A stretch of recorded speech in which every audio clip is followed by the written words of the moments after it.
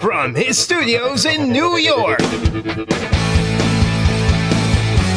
it's time for Wake Up Call with Dan Tortora, where sports meets life.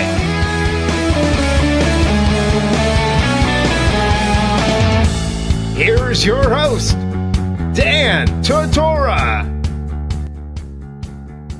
Welcome back here to Wake Up Call with Dan Tortora on wakeupcalldt.com, your one-stop sports shop, and on mixlr.com/wakeupcalldt. We're on those airwaves all over the world. You can listen to Wake Up Call with Dan Tortora, 9 a.m. to 11 a.m. Eastern Time, from anywhere, East Coast, West Coast, Midwest, inside and outside of this country. You can listen into the show. Wherever you get the internet, that's where you will find Wake Up Call, and we appreciate you tuning in from wherever you're at. Alex Dodd is with us here right now of the Clemson Insider. There's this team called the Clemson Tigers. Some of you in upstate New York and throughout ACC country and around this country, you may know this team. You may know Dabo, Swinn. You may know how successful they've been over the last few years here and how successful they've been overall with Dabo Swinn at the helm of this program. So a lot to talk about with this team, and I'm happy that Alex Dodd is here on the show. A tremendous individual and somebody that I appreciate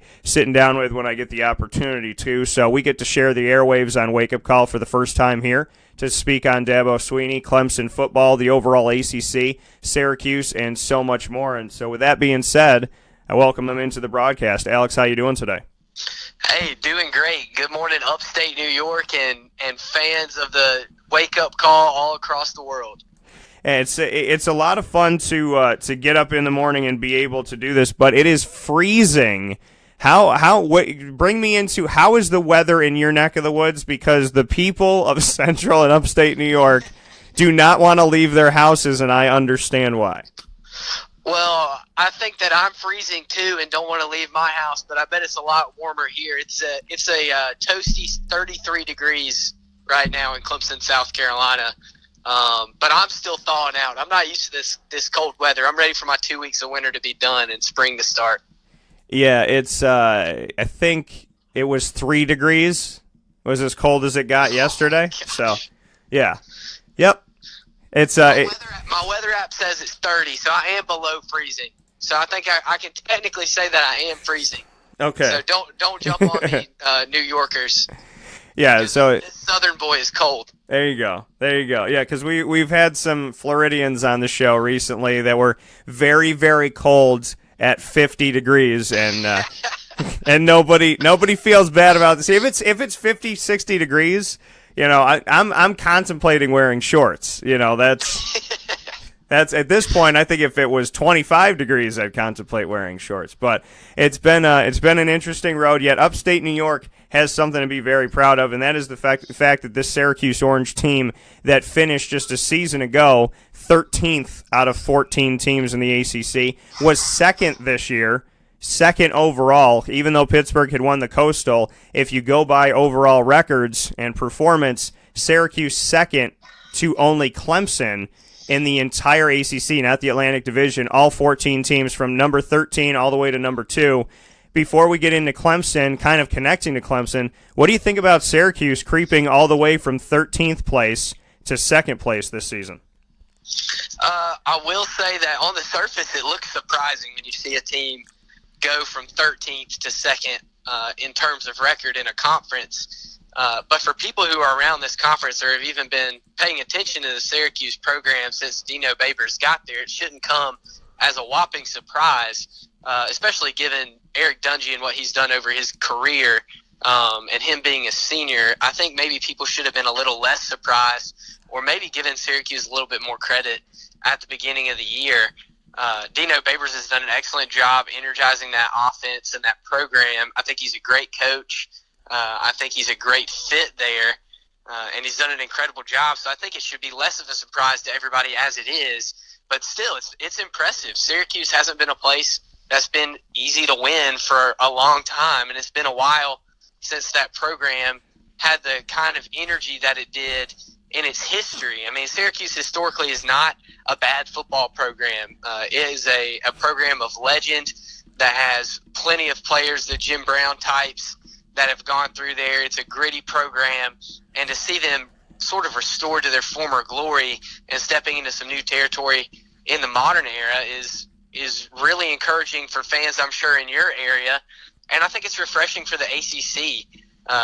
When the ACC expanded and brought Syracuse in, it wasn't necessarily thinking about Syracuse being competitive on the football end of things, but being a boost in the basketball side of the conference. But to have Syracuse go and win 10 games and win your bowl game and compete, and you beat Clemson 2 years ago is good for the conference. It's good for the ACC, and it's definitely good for Syracuse fans in your area. Speaking here with Alex Dodd, the Clemson insider. Alex, you were at every single game this season for Clemson all throughout. So being a part of this entire season, you know that it was at the end of 2016 is the last time that Clemson lost in Death Valley. Syracuse comes into town, and outside of a few mistakes and an ineligible receiver downfield on a fourth down play that they were able to convert with Aaron Hackett, but ultimately it was called back.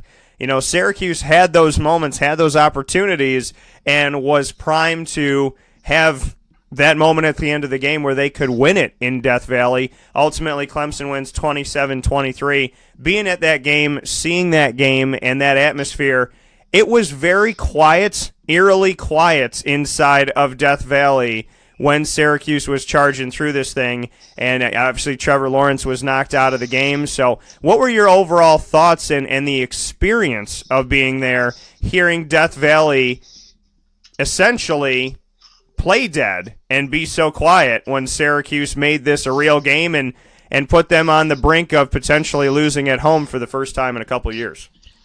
Well, that week was a rough week for the Clemson program and Clemson fans.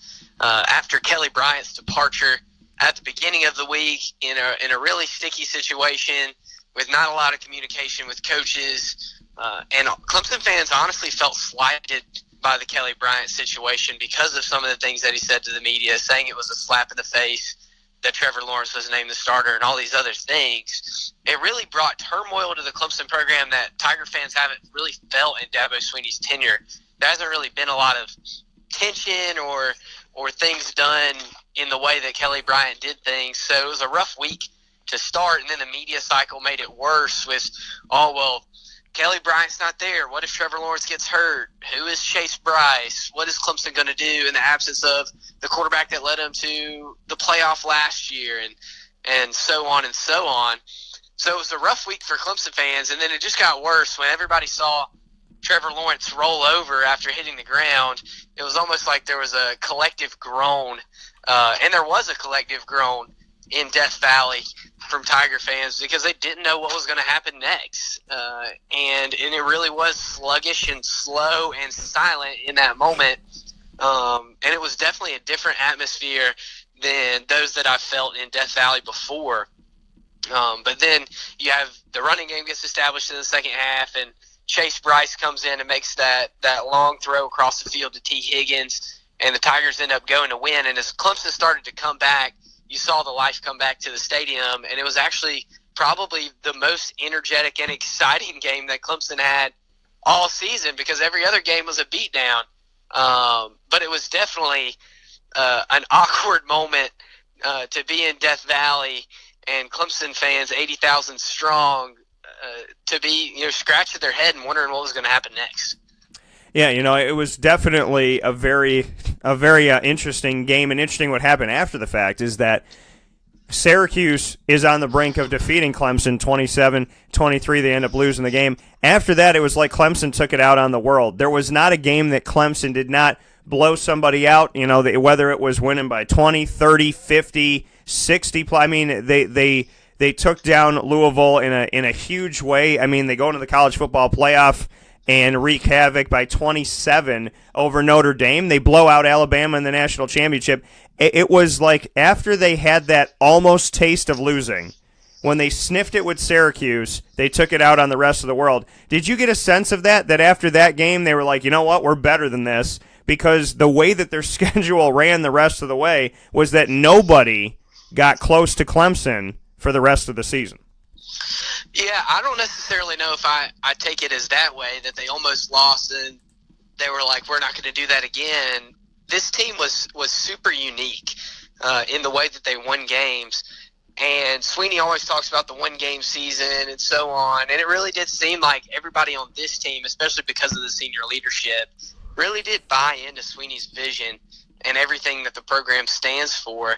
And, I mean, before that Syracuse game, they were blowing people out, with the exception of, I guess, the Texas A&M game, trying to find their feet in a hostile road environment.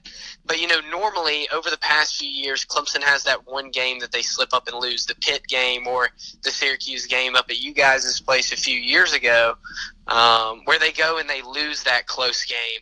And I think what this game did was show the team that they don't have to lose that close game, because in their mind they felt like they had already won that close game with an opponent that kind of snuck up on them. So I think in that standpoint maybe, but in reality I think that the program really just bought into the vision and played the one-game season. And a lot of games this season they just went out and seemed like they played better and better down the stretch.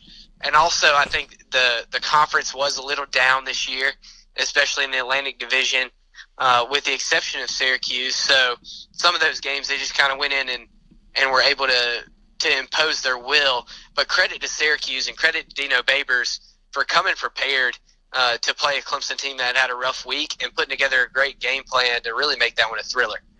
Yeah, it was a heck of a game played by, and Clemson ultimately, obviously running through here, getting Trevor Lawrence back and winning the national championship. What was the experience like covering the team this season, starting out with Kelly Bryant and obviously all of the conversation and all of the talk around Trevor Lawrence? So you start out with Kelly and Trevor. Kelly decides he doesn't want to be a part of it. You brought up some of that drama, and then Trevor goes down and you got to replace him in that moment. Then he comes back. Then there was that, could Kelly come back? Did he really want to leave? Because here's a couple weeks where he could potentially play. He ultimately decides he's going to Missouri. What was that whole experience like for you? Because like you said, Clemson typically is not dealing with that type of drama, and not during the season. And, for Dabo, it almost seems strange to talk about. So what was that experience like to cover all of that?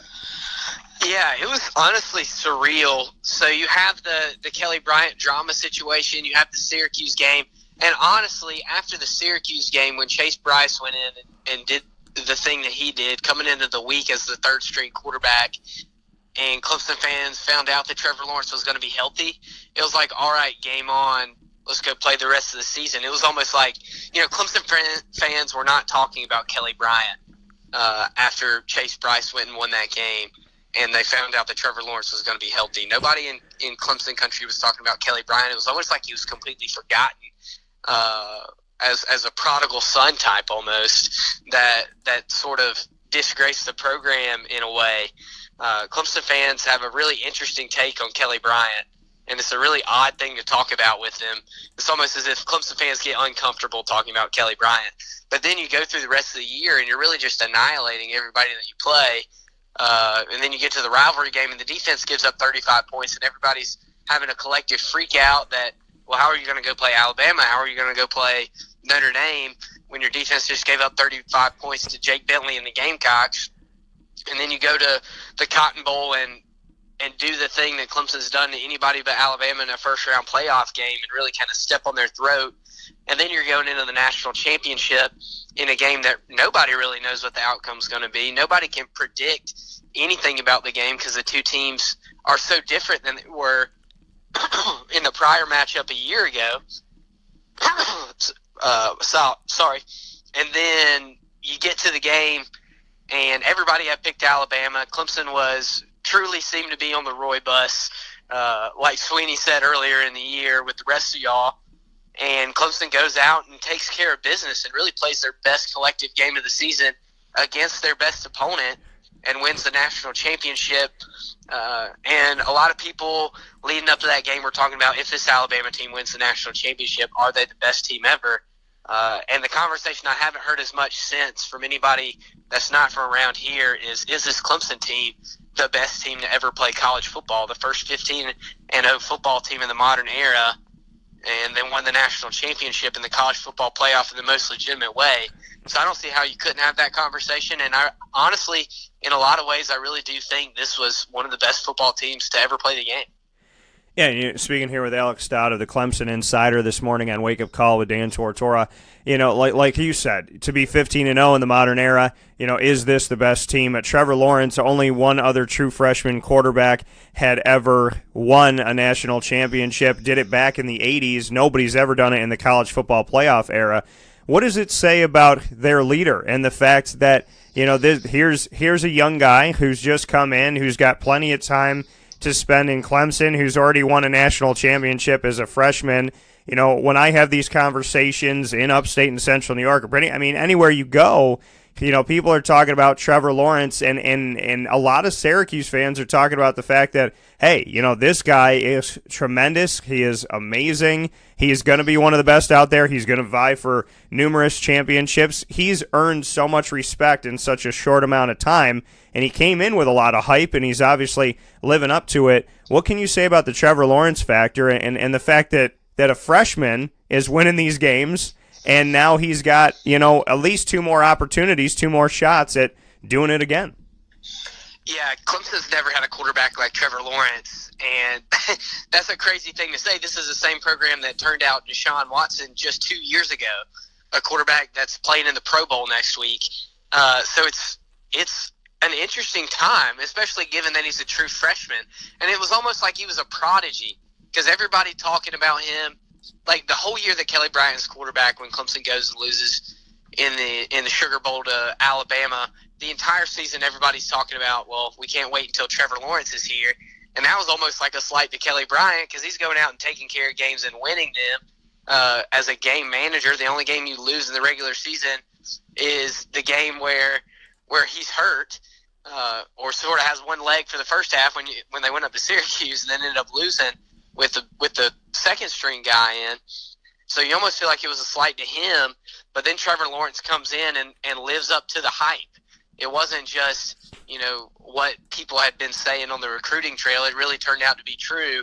He really does have an arm strength that I don't think I've ever seen before in a football game that I've seen in person. He's able to make NFL-type throws as a freshman in college. It's just not something that you see. So to see him come in and really lead on the field that way is incredible. Also, off the field, he's not what you would think he is. You think of a freshman quarterback that comes into school and has the kind of talent that Trevor does, and you think he'd be going around and partying and hanging out with girls or whatever, and he's really a straight-laced kid and a Clemson program type of kid that handles his business on the field and then is a respectable man off the field. And it's really been impressive to see and surprising to see it happen so early as a freshman, because when you interview him or when you see him on the field, you don't see a freshman. And he was a true freshman. So when Clemson media and Clemson fans heard people talking about when is Trevor Lawrence going to have that freshman moment, it was almost laughable because nobody around here had seen anything that compared to being a freshman moment or even seen Trevor look like a freshman really throughout the entire season. So speaking with Alex Dodd of the Clemson Insider here on Wake Up Call with Dan Tortora, is it the hair? How much do you attribute to the hair? Because apparently everybody likes that hair, and when they talk about it, even in the national championship game, he likes to flick it back a little bit and kind of roll with that and show some comedy with the media and whatnot. But how much of it has to do with the hair? Well, what's the old adage? You look good, you feel good, you play good, and maybe that has something to do with it. Maybe he's like Samson in the Bible, and if you cut his hair, he loses all his powers. Yeah, I guess so. But it's definitely his trademark. I don't think he can ever cut it now. I think he's got to keep it until he dies or until his football career's done. I think he's kind of sold on the haircut. I think that he would be the first ever Clemson player that could do a L'Oreal commercial as well, I guess. Yeah, I saw a meme, like a little video meme of a Pantene commercial that had been dubbed over Trevor Lawrence clips. I thought it was pretty funny. Yeah, it's pretty awesome to see that. And, he's having fun with it and having a good time. Speaking here with Alex Dodd once again. Alex, before I let you go, we're talking about Clemson. We got to talk about the leader, Dabo Sweeney. You have been in the Carolinas. You've grown up down in the South. You have seen this team blossom. What has he done? Was Clemson, in your opinion, going back and looking at the history and growing up through it and whatnot, was there anything close?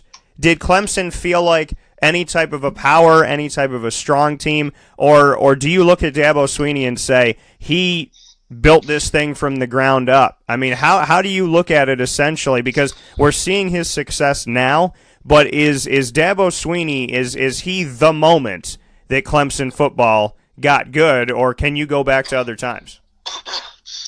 You can certainly go back to other times in Clemson's football history. I mean, Clemson's had a storied history, and Clemson has always had the ingredients for success. But I will say that Dabo Sweeney has led Clemson into the best era of Clemson football, and he also led Clemson out of a long era of mediocrity.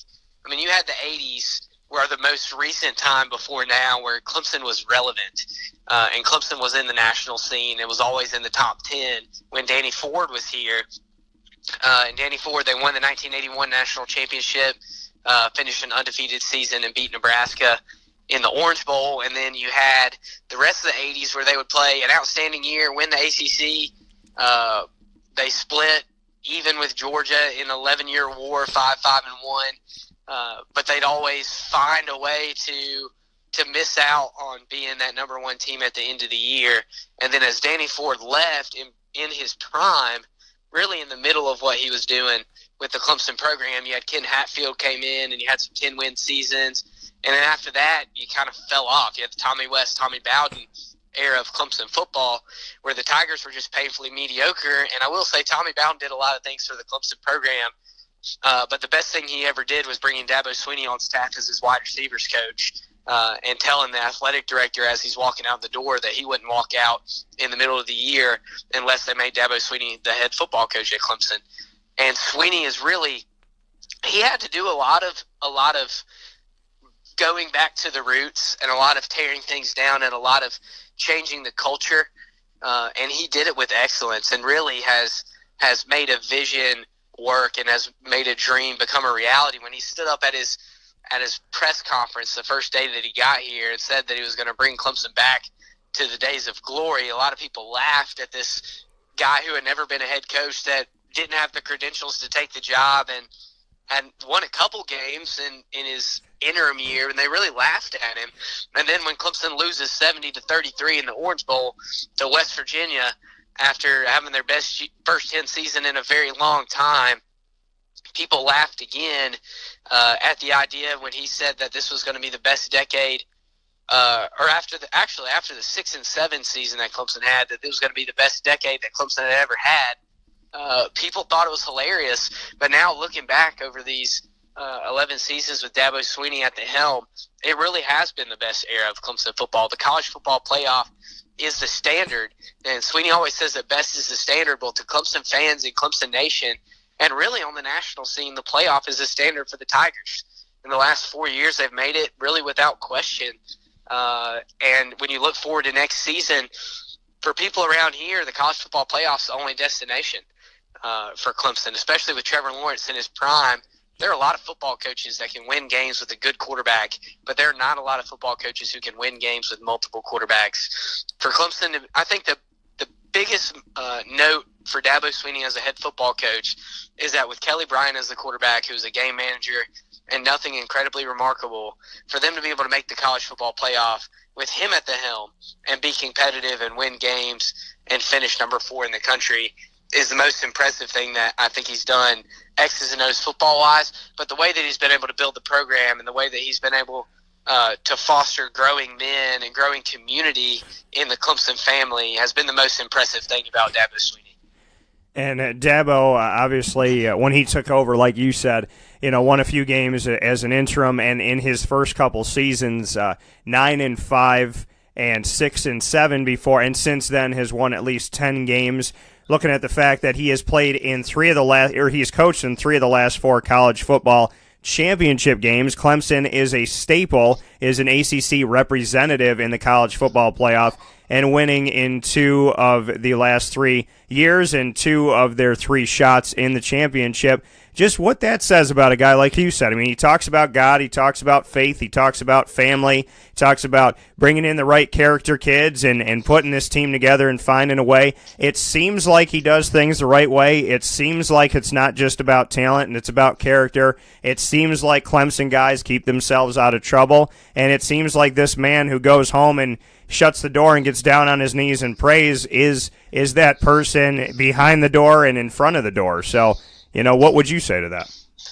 Yeah, as I've been able to get in proximity with Coach Sweeney working in the media and then being friends with his son as well, I can truly say with conviction that he's the same man behind closed doors as he is in the public eye. And that's not something that's super common for anybody, much less somebody in his position, somebody that, speaks character and speaks virtue and speaks faith, but really does live out character, virtue, and faith. It shows in the way that Clemson recruits. It shows in the way that the Clemson program is run, in the men that it turns out, and in his family life. He really does have family as a huge priority in his life. He really does have church as a huge priority in his life.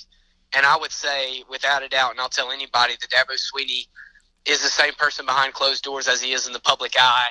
And it's really inspiring and really encouraging to anybody who has ever been able to spend time around him, and even people who aren't and just see the public eye piece.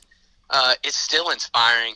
But anybody who's ever been in any proximity with Coach Sweeney or the Sweeney family will tell you without a doubt that he is the same person behind closed doors as he is in the public forum. Speaking here with Alex Dodd of the Clemson Insider here in the first hour of Wake Up Call with Dan Tortora. There's some guys, speaking of the guys that have come through the program, there's some pretty good guys that are going into the NFL draft, I think is fair to say here. Some guys that have had a storied history at Clemson that are going to do some great things in the NFL. Bring me into that long list of the Clemson Tigers that will be moving forward into the NFL draft here in 2019 that are going to make some teams very happy, I would think, as we move forward. Yeah, you've got the first-round caliber guys and that defensive line, I'd say. So you've got the offensive tackle, Mitch Hyatt, an All-American in his time at Clemson, and started the most games of any Clemson player ever on the offensive line. So you've got him going into the draft. That's going to be a marquee pick. And then you've got that entire defensive line of Christian Wilkins, Dexter Lawrence, Austin Bryant, and Cleveland Farrell, who are going to be great defensive linemen for anybody that picked them up. And then you've got Trayvon Mullen, who's a corner for Clemson that Clemson secondary took a lot of heat, but when you watch the film of Trayvon Mullen playing at corner, really had a great season there. And then you've got more players like Trey Lamar, who's a linebacker for Clemson. That was a great leader, and I think can be kind of a surprise guy for somebody at the next level. You've got Kendall Joseph, kind of the same deal at linebacker. And then on the offensive side, again, you have Hunter Renfrow, who everybody loves, especially everybody around Clemson. I read an article earlier this week that I think I said that he may be the most loved Clemson player ever. If you went by pure crowd ovation when a name flashes up on the screen, I think Hunter Renfrow is going to be number one up there. For Clemson fans, you got Hunter Renfrow, who everybody loves. It's going to be another good surprise pick for anybody that takes him, because he still looks, he's still deceptive in his speed. When you look at Hunter Renfrow, you don't think this guy's an incredible Division I wide receiver. You're like, oh, that looks like a good dude. Like, looks like a good engineer. That's what you think when you see Hunter Renfrow. But then when you see him play on the field, he really does have all the tangible things you need to be a receiver at the next level. So there are a lot of Clemson players on this team, a lot of those seniors, the best senior class ever to play college football. They finished with a 55-4 record, tied Alabama as the best four-year record. The Alabama class from this year actually has the best two classes record-wise ever to play college football, and each won a pair of national championships. So, yeah, you've got a lot of Clemson players who are going to make a difference at the next level, and it'll probably be a lot of people are saying that it will be the best Clemson draft class ever. So a lot of things to be excited about around Tiger Town. Hunter Renfrow, you bring him up. Did he have his 27th birthday It feels like he's been down in Clemson for a while.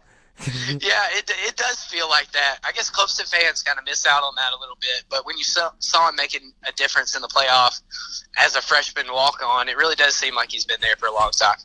Yeah, he is officially graduating. He is officially not going to be a part of the program anymore. I'm just asking because when the ACC championship game against Virginia Tech was down in Orlando, I was like, is this guy almost done? I mean, and then, here he is playing in a couple college football playoffs. I mean, kudos to Hunter Renfrow. I mean, this is the thing about the NFL. He's got hands. I mean, if Deshaun Watson, everybody wants to talk about what Deshaun was in that barn burner against Virginia Tech, but the reality of it all is if he didn't have Deion Kane and Hunter Renfrow, they're not winning that game. They made tremendous plays with their hands down the stretch, and Hunter did it all throughout the game. So, I think hands-wise, we got to talk about one of the best receivers that you can kind of look at. I mean, a possession receiver, if you're out there in the NFL looking for a guy that's obviously going to move the chains and you don't have somebody you can rely on, I think Hunter Renfrow is going to find his place, and I think he's going to get opportunities out there in the NFL. Yeah, for sure, and the way that he runs his routes and his quickness are really the things that kind of separate him. That in his hands, obviously, but he is a great possession receiver, and he'll be a good asset on somebody's team in the NFL. So I got to ask you here before we let you go. Speaking here with Alex Dodd of the Clemson Insider, a couple topics here to wrap up with. Temple had Manny Diaz for 18 days, 17 days. So 5 minutes. Yeah. I think that as Manny Diaz's flight was going from Miami to Philadelphia, it was rerouted. So what are the thoughts on this? I mean, we're inside of the ACC. Mark Richt says, you know what? I'm retiring. After coming back, he looked like he had put Miami back on the map. Last season, the turnover chain is out. Everybody's feeling good. This year, they're getting embarrassed. Things are looking strange. And then all of a sudden, he leaves. December 12th, Temple says, okay, we lost Jeff Collins after a couple of years. He's going to Georgia Tech. So we're going to bring in Miami defensive coordinator Manny Diaz, who I don't even think had a time to find his favorite cheesesteak spot in Philadelphia before he ended up back in Miami. What do you think about this crazy scenario that left Temple going, the hell's going on, and left Miami with their D coordinator as their new head coach? Yeah, it's definitely bizarre. I think Miami fans seem to be excited about Manny Diaz being at the head of the program. But, yeah, I really don't know if he got to visit Geno and Pats while he was up there in Philadelphia. It really did seem like he was there for 5 minutes and then he was back. I mean, if you're Temple, I guess you feel pretty hurt by this situation because you thought you had a steal and a good coach that had led some really good defenses there in Miami. But now Miami fans have the same level of confidence that they saw Manny Diaz, what he's able to do on defense. And their indictment on Richt was the energy level, and they didn't see the energy level on the sideline. They didn't see that passion spilling over onto the field that they said that he had. So I guess they're excited for a younger coach with some more energy coming back to the program and trying to get back to greatness again. But, yeah, it really did seem like Mark Richt was on the right track, and then they had this year that was abysmal. I mean, you go and you lose the Pinstripe Bowl by 1,000 to Wisconsin. I mean, it just wasn't a good year to be a Hurricane, and they wanted some new life. They wanted some fresh blood, and Mark Richt didn't want to have to make some of the fires and replacements that he was going to have to make, especially with his son, moving him to a different position on the team. It was just a really hairy situation, and now you find yourselves with Manny Diaz, and I think he can be successful there. The thing is, Miami doesn't have the same luster that it did in the 80s. I mean, it's not the same program anymore. You can't recruit to Miami based off of the U anymore because all those players in South Florida, they're going to Clemson. They're going to these other schools. They're not sticking around and playing in Coral Gables anymore. So you've really got to do more than just go in and say we're the U and be able to sign kids. You've got to put some sustainable success on the field, and you have to start winning those in-state hometown recruiting battles if you're Miami.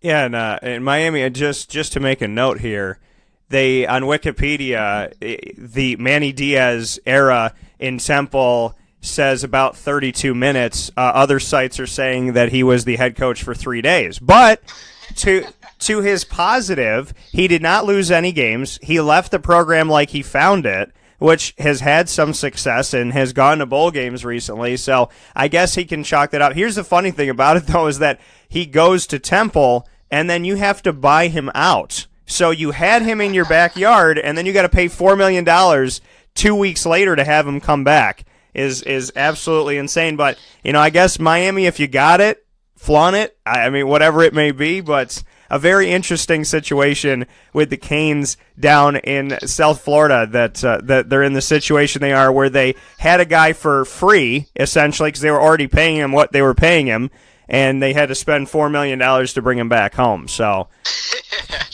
it's definitely a bizarre situation.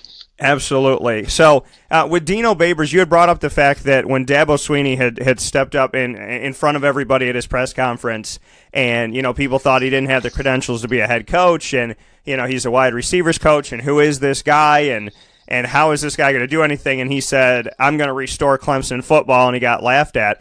Dabo in that same respect as Dabo, Dino Babers 3 years ago came to the Carrier Dome during a basketball game, wearing a Syracuse shirt with a suit and tie or with a shirt and tie underneath it, and said, "Listen, we're going to bring this team to greatness again. We're going to bring this team up again. We're going to make you proud." And he said, faith. You have to have faith, belief without evidence. You have to have faith, belief without evidence in this program. Fast forward to his third season, he's asking everybody to come support the team that's 9-3 down in Orlando, Florida for the Camping World Bowl. Fast forward to after Syracuse's men's basketball team goes on the road and defeats number 1 Duke at Cameron Indoor. The Pittsburgh game recently here, Dino comes back onto the court, back with the 2018 team, and thanks everybody for support in a 10-3 season, and you got a standing ovation with fans excited about the program. He said it 3 years ago, and people said, "Yeah, okay, Dino, do what you do." Same thing it sounds like with Dabo Sweeney. All right, Dabo, you think you can, whatever. But Dabo did it. What do you think about Dino? I know it's only 3 seasons in. I know they haven't won a national championship. But what do you think about Dino Babers saying 3 years ago, you have to have faith, belief without evidence? And that team was 4-8 for multiple seasons, and now they're 10-3. Yeah, I like Dino Babers. I think he's a great coach. I think he is a great leader. And I think he really connects with his players, and I think that's clear to anybody who's spent any time paying attention to what's going on at the Orange.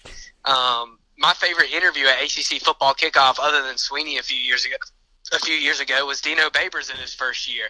I mean, what a funny guy that just connects with people.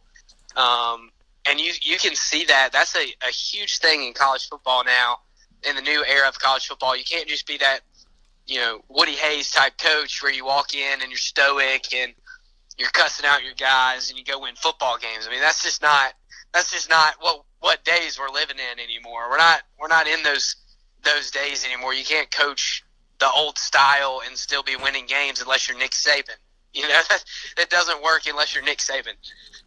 So Dino Babers really does seem to have a pulse on the culture of college football now. He has a pulse on recruits and what they want to hear, and then he really does have belief in his program, belief in his players, and create a family-type atmosphere up there at Syracuse and bringing energy with the offense that he runs to that program that's been running the Power I for 400 years has been really energetic and really refreshing for the Syracuse program. And I think he's done a great job, and I think he's a great coach, and he'll continue to have success there.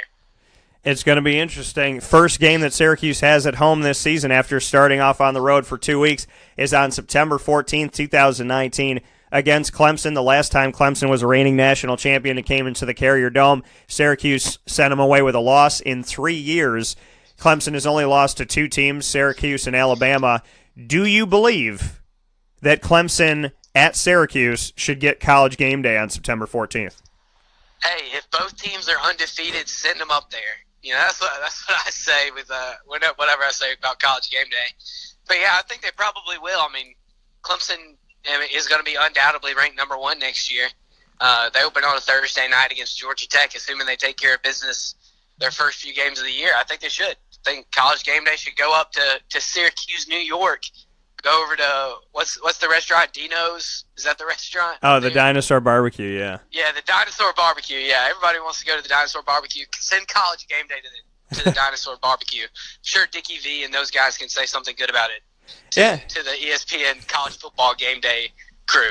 Yeah, no, it would definitely be exciting and a heck of a lot of fun, and hopefully that's going to set up to be a truly special game. My final remark, as we have in the first hour here with Alex Dodd, who we appreciate spending an extended time with us this morning, your belief. We talk about faith, belief without evidence that Dino said. This show, Wake Up Call with Dan Tortora, has always had the tagline where sports meets life, meaning that I use sports as a vehicle to talk about life in general. There's bigger things that are out there than what's happening on fields and courts, but they're part of it.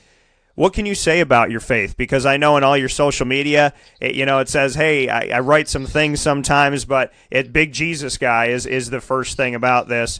What can you say about having your faith and what your faith has done for you and how maybe living without faith would be a different life if you didn't have that in your life? Yeah, I mean, like Sweeney said when you asked him that at ACC football kickoff, I'm glad you asked that question. That's the easiest one you've asked me all day. My faith is everything. Without Jesus, I'm nothing. His death on the cross and his resurrection gave me a way to have life and to have life more abundantly. And I've been able to experience more joy and peace and blessing than I would have ever been able to experience on my own with just my natural talents. And it's the most important thing in my life.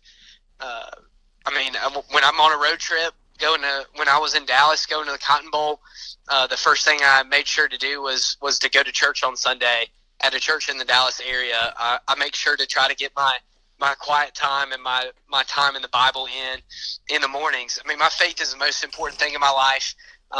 Without it, I'm nothing. I'm not going to do sports reporting unless I feel like that's what God's calling me to do, to make his name the greatest.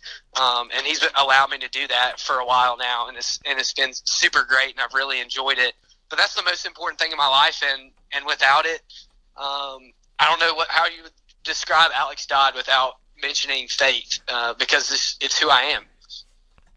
That coming from Alex Dodd, those are the things that you appreciate in life. You can write a bunch of articles, you can cover a bunch of stuff, but without that faith and that connection, I mean, that's what, we were sitting down having dinner at ACC Media Day. That's what drew me to having those conversations with you is knowing that here's a young man in the world that's unafraid to talk about it and unapologetic about it. And, there's a man sitting atop college football right now that's unapologetic about it, and he's got a platform to speak on it, and I'm happy that he's unafraid and can stand up there and to say what he needs to say. So it's a beautiful thing, and it's the most important thing to me as well, so I respect it. And with that being said, Alex Dodd of the Clemson Insider. Alex, thank you for coming on to the show today. I hope it's the first of many, and I can't thank you enough for the positive things you do and for the positive words that you've given me when we've had some time to meet up down in the Carolinas.